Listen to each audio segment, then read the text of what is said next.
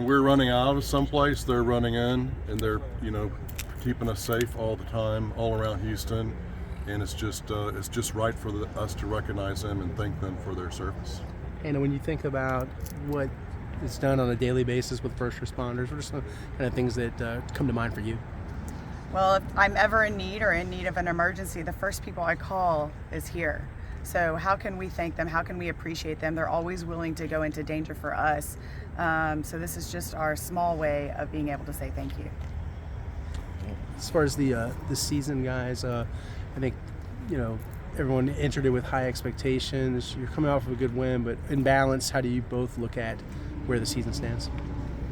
Well, we're early in the season, so we're still, sorting through it. Had sort of a slow start, and now we're picking up the pace. So it's really interesting. I was talking to D'Amico the other day about culture and psychology, actually. And it reminded me of Rice MBA school. We spent a class or two on culture of companies and things like that. And I was like, I want to study accounting.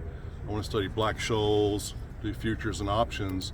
But it winds up, this culture, we spend so much of our time on the culture, and D'Amico, as he keeps evolving and getting better and better as a coach, he recognizes that, and that part of his activity is growing. And so you're seeing that as he messages the team and keeps the team on the right path. And so it's really important, as we move forward through the season, because each week it changes. And this week's message is that he spends a lot of time internally talking to the team is different from last week's. And so it's interesting to see how that evolves over time. And I think we're in a really good spot as a team. Sometimes, when you start 0-3, teams can split apart. Ours didn't. The team has been really strong. He's been really strong. And we're really happy with where we are and what's in front of us. This Sunday is a big day for the organization with Mrs. McNair being put into the ring of honor. Cal, do you just remember a time, or can you just talk about how important your mom has been, to you, for you, and has gotten you through any and everything through life? You're gonna make me cry? No, she's been everything. She's who we model, so much of what we do. And we're here today because of her. And she and Dad believed in giving back to community and being part of community. And so that's sort of, a big part of why we're here, why we're so glad to give back and recognize our first responders here today. And how important was it for her to continue the legacy that your dad built as far as the Houston Texans?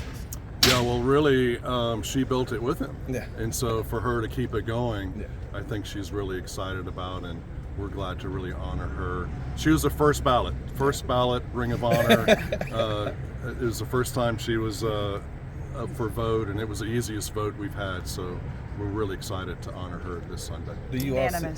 Unanimous decision. And I was going to ask, do you all think that you will be emotional on Sunday? Yes. Oh, she's incredible. No doubt. Just to let her hear how much Houston appreciates her and who she is and what she's done for all of us. It's really special. If there was anything that you would like to see better on the field, what would that be? Love to see all of our players. We're missing quite a few to injuries. We're hoping to get them back. But we're just focused on Sunday in Denver and trying to get that win.